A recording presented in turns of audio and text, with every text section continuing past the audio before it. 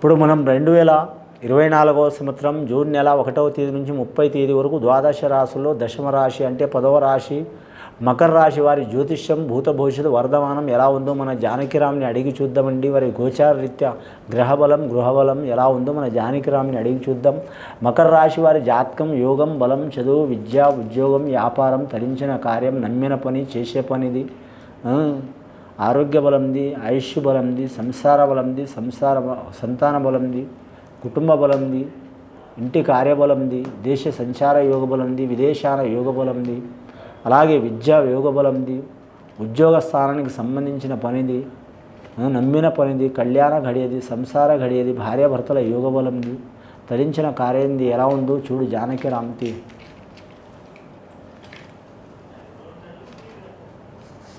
ముఖ్యంగా వీరి జాతకంలో చూడాలంటే మాత్రం మకర రాశి వారి జాతకానికి రామరాజ్యం స్థాపన వచ్చిందండి.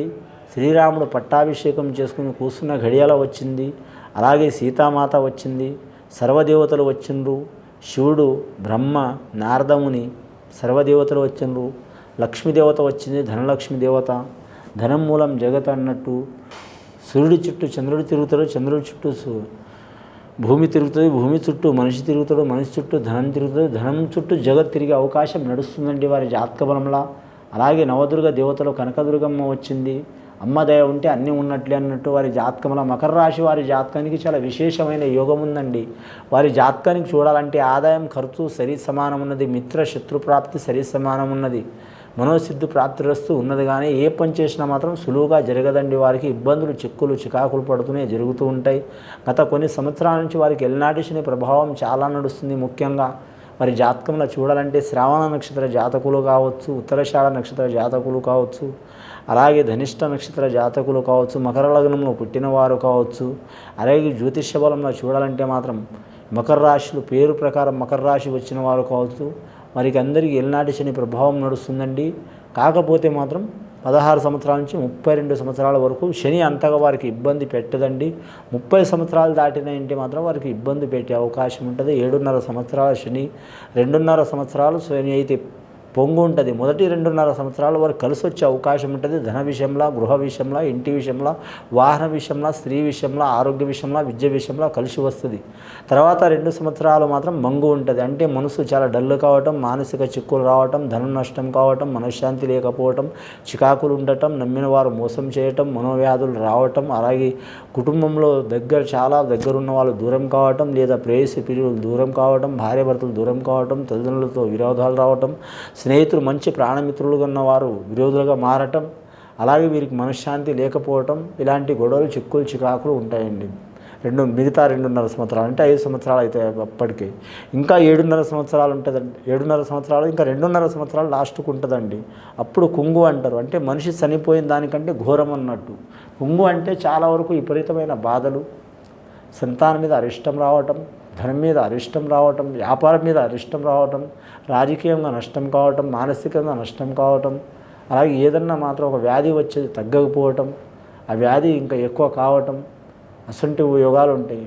మకర రాశి వారి జాతకానికి ఏలినాటి ప్రభావం ఉంది. కాబట్టి ఏలినాటి శని పోవాలంటే ఖచ్చితంగా వారు మాత్రం శనీశ్వరుని పూజ చేపించుకోవడం, శాంతి చేపించుకోవడం, సద్బ్రాహ్మణులతో మాత్రం శనీశ్వరుడితో శాంతి చేపించుకోవడం చాలా మంచిదండి.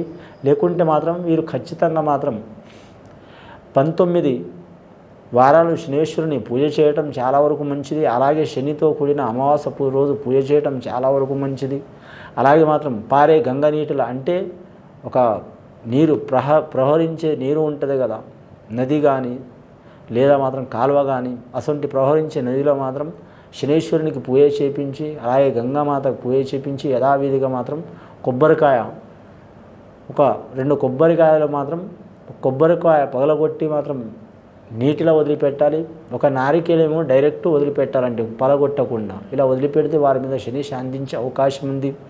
అలాగే మాత్రం మీరు జ్యోతిష బలంలో చూడాలంటే మాత్రం కానీ మాత్రం నల్లని గుడ్డతో మాత్రం కానీ మాత్రం కొన్ని 9 రకాల ధాన్యాలు అంటే నవధాన్యాలు కలిపి మాత్రం పూజ చేపిస్తే కూడా వారి మీద ఉన్న శని ప్రభావం తొలగే అవకాశం ఉందండి. ముఖ్యంగా శనికి తైలాభిషేకం చేయటం, శనివారం రోజు నియమం ఉండటం, శనివారం రోజు స్నానం చేసి మాత్రం నీరు కూడా త్రాగకుండా మాత్రం వారు శనీశ్వరునికి పూజ చేయటం మంచి జరిగే అవకాశం ఉంది. ముఖ్యంగా మకర రాశి వారి జాతకానికి రాశ్యాది కారకుడు, మకర రాశికి రాశ్యాది కారకుడు శనీశ్వరుడు కాబట్టి వీరికి ఎంత శని ఇబ్బంది పెట్టినా ఓపిక చాలా ఉంటుంది.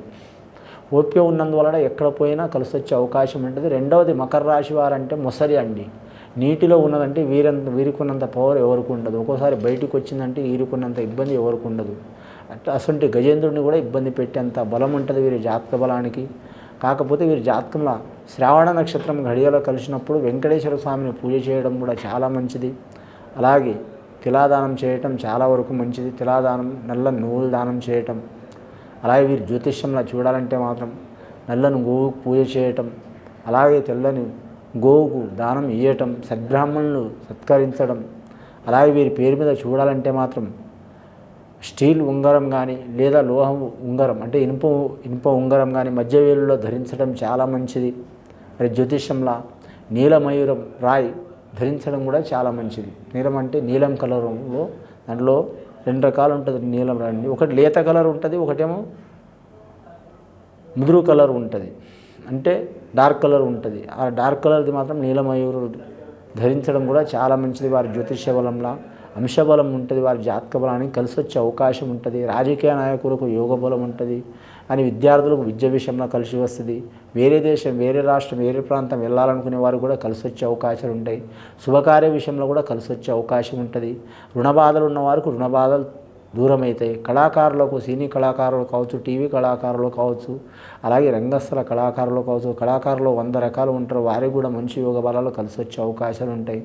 అలాగే వీరి జాతకంలో మోటార్ ఫీల్డ్ రంగంలో కలిసి వచ్చే అవకాశం ఉంటుంది. కంప్యూటర్ రంగంలో కలిసి వచ్చే అవకాశం ఉంటుంది. అలాగే పెద్ద పెద్ద జ్యోతిష్యంలో భవంతులు కట్టిన వారు కూడా కలిసి వచ్చే అవకాశం ఉంది. గృహానికి సంబంధించిన ఏ వస్తువు అయినా శనికి సంబంధించింది వైర్లతో సహా అండి. వైర్లు అయినా కానీ, మన ప్లాస్టిక్ అయినా కానీ, ఇనుము అయినా కానీ, అలాగే ఫ్యాన్ అయినా కానీ, టీవీ అయినా కానీ, ఇవన్నీ ఇనుముకు సంబంధించి ఏదైనా ఖచ్చితంగా కొద్దిగా పాటు ఇనుము ఉంటుంది కాబట్టి ఆ ఇనుముకు ఆకర్షణ శక్తి ఉంటుంది. ఆ ఇనుముకు అధిపతి మెయిన్గా శనేశ్వరుడు కాబట్టి అసలు వారికి మంచి ఫలితాలు కలుగుతాయి. ముఖ్యంగా వీరి జాతకంలో చూడాలంటే నవగ్రహాల్లో మాత్రం శనికారకుడు ఉచ్చ స్థానంలో ఉండు కాబట్టి, చెడు స్థానంలో ఉండు కాబట్టి శనీశ్వరుని పూజ చేయటం, శనివారం నియమం పాటించడం, ఇవి తప్పకుండా సద్బ్రాహ్మణులతో చేపిస్తే వీరికి చాలా వరకు మంచి ఫలితాలు కనబడే అవకాశం ఉందండి. ఇది విని చూసి ఆచరించే వారికి, మకర రాశి వారికి చాలా వరకు మంచి ఫలితాలు కలుగుతాయండి. శుభం భూయాత్.